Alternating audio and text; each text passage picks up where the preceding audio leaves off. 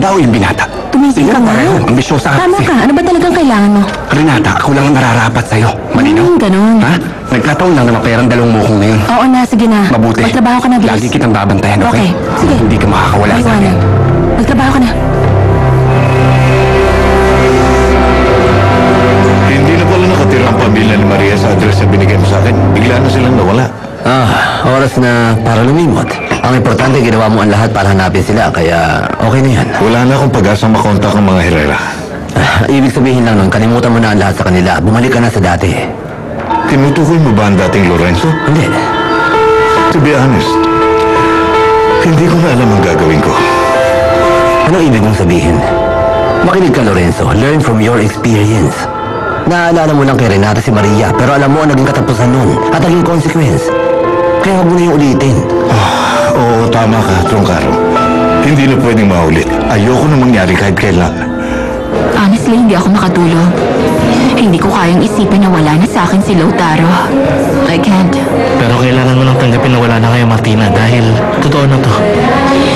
Yes, you're right. Hindi madaling tanggapin ang bagay na ito. Pero mas mabuti na to kaysa hindi na kayo magkasundo. Everything reminds me of him. Pati ang kapeng tinitimpla ko, binili ko kasi yan para sa kanya because he likes it. Ang mga damit niya nasa cabinet ko pa. Huwag mong pahirapan ang sarili mo. Alam mo kung anong na-realize ko? He's been there in every second of my life. Kahit sa trabaho ko, hindi siya mawala sa isip ko. Kasi naman, paglabas ko sa emergency room, meron na siyang cappuccino para sa akin.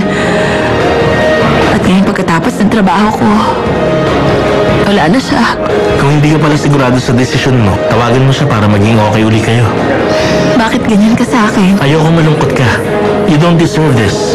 Gusto ko rin maging okay, Hernan. Kung ganun, gawin mo, Martina. Ibalik mo ang kaibigan ko. Dahil kung hindi, habang buhay ka madedepress. Unfortunately, hindi kita kaya makita nagkakaganyan, okay? Hernan. Tawagan mo ako pag okay ka na. Maliwanag? Sige.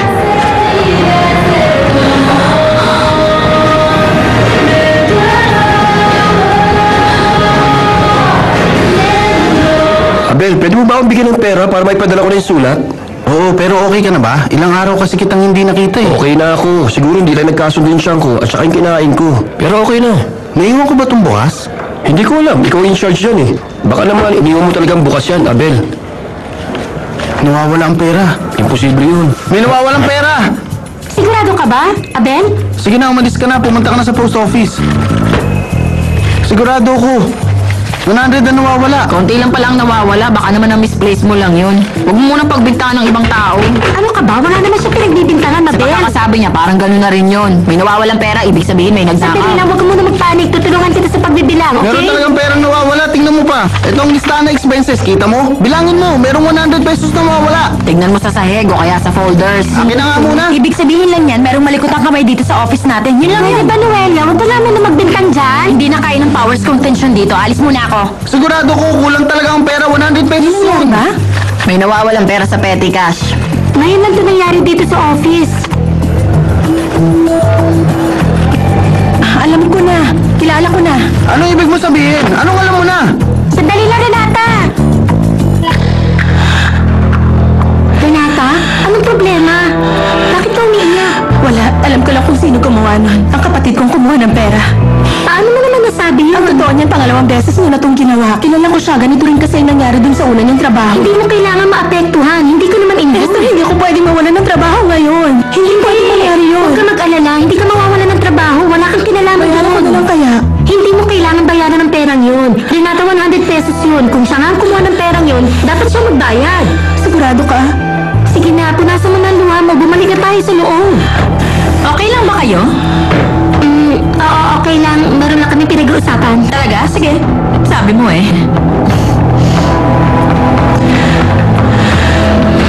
Sigurado magsasalita siya.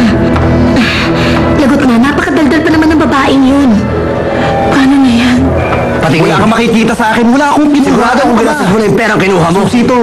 Okay, sige na. Umalis ka na. Ako na ang bahala dito. Sorry, ginamit yung office mo, pero hindi siya umaamin. Kahit anong gawin ko, ayaw niya umamin. Makinig ka sa akin. Mas okay kung aaminin mo na ang ginawa mo para matapos na to. Ano bang ginawa ko? Hindi ko kayo maintindihan. Wala akong ginawa. Hindi kami titigil hanggat di ka umaamin. Naiintindihan mo? Wala akong pakialam. Kasi wala naman talaga akong masamang Gusto ginawa. namin malaman ng totoo. Renata, wait lang. Okay ka lang? Okay lang, salamat. Mabuti naman. Kailangan ko lang bilhin ng mga to sa second floor. Okay. Renata, sandali lang. Hindi ka ba nag-aalala sa kapatid mo na as in parang wala lang? Ganun na lang? Tama si Noelia, kadugo mo pa rin siya. Kaya na niya yun. Okay, sabi mo. Pakialamera ka talaga. Sigurado ka ba sa sinasabi mo oras? Sigurado ako. Noong oras na nawala ang pera sa table ni Abel, kasama ko siya sa staff room. Sabi ko sa'yo. Ano ngayon? Sorry talaga. Tapusin na natin to. Pasensya ka na. I'm sure Okay biktima lang tayo ng pangyayaring ito. Sige na, makakaalis ka na. Bilis, lumabas ka na. Okay. Salamat. Sige. Ang importante, malinis na ang pangalan mo. Malinaw na ang lahat. Sige. Sorry ulit. Sige, bye. Marcia, sasabihin ko kay Abel na bilangin ulit yung pera. Sisiguruhin ko lang para malinaw. Come in, Marcia. Excuse me, sir. Ako to, si Renata. Wala si Marcia sa table, kaya pumasok na ako. Mukhang importante ang papers na to, kaya sinadya ko na dito. Tama ang ginawa mo, Renata. Thank you. Sorry nga pala sa nangyari kahapon. Wala lang kasi si Marcia, kaya... Hindi mo kailangan mag-sorry. Wala kang kasalanan. Okay lang Hindi yun. totoo yan. Kapag naiisip ko yung nangyari... Hindi, ako may kasalanan. Ako ang dapat humingi ng sorry. Sana kalimutan mo na lang ang nangyari niyan.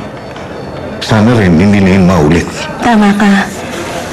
Pero kapag naisip ko yung nangyari sa restaurant, lahat ng sinabi mo sa akin, basta ang alam ko, importante ka na sa buhay ko. Ngayon lang ako nakakilala ng tulad mo. Malakas ang pananalig mo. Tama.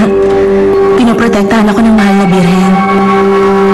Mas mabuti siguro kung wag na lang natin pag-usapan yan. Okay lang? Okay lang sa akin. Ang nangyari niyo na isang... Pagkakamali. Tama, nawala lang tayo sa sarili natin. Oo nga. Kung ganun, okay na ang lahat sa atin? Thank you. Excuse me. May kailangan ka? Tapos na ang problema ng kapatid mo. Ano nangyari sa kapatid mo? Meron kasing nawalang pera sa petty cash. Sinasabi ko sa inyo, hindi siya dapat pagkatiwalaan. Minsan din sinasaktan niya ako. Don't worry. Hindi na mangyayari yun, Renata. Inayos ng Lautaro ang lahat, hindi ba? Yeah. Good. Nakausap ko na si Troncaro at ang lalaking yon. Sabi ni Marcia, magkasama raw sila nung lalaki nung nawala ang pera. So we have nothing to worry about. Tama ka, sir. Wala na akong dapat ipag-alala pa. Excuse me. Okay. Honestly, hindi na nakita yung pera. Hindi rin namin masabi kung si Morong ang Isa lang ang alam ko. Hindi pa ito nangyari sa company ko kahit kailan. Bakit ba masyado ka nagtitiwala sa kanya? Ano bang mali ang Baka may sinasabi mali. mo? Sinabi naman ni Marcia na kasama Nagtataka ng lang tao. ako. Sobra kasi ang pagtitiwala mo sa Ano kanya. bang nangyayari sa'yo? Bakit? Meron ka bang problema sa pamilya ni Renata? Pinangangalagaan ko lang ang pera niyo at ang company niyo. Masama ba yun? Please lang, Lautaro. Huwag kang mag-isip ng ganyan. Okay ang lahat. Walang masama sa ginawa. Mabuti naman kung ganun. Good. Sa bahay ka ba magdi-dinner? Hindi, sa labas. May kinalaman kay Martina? Wala. Sino kasama mo? Bye, Dad. Ang programang ito inihatid sa inyo ng Pantene Total Care Conditioner, Olay Natural White, Tattoo,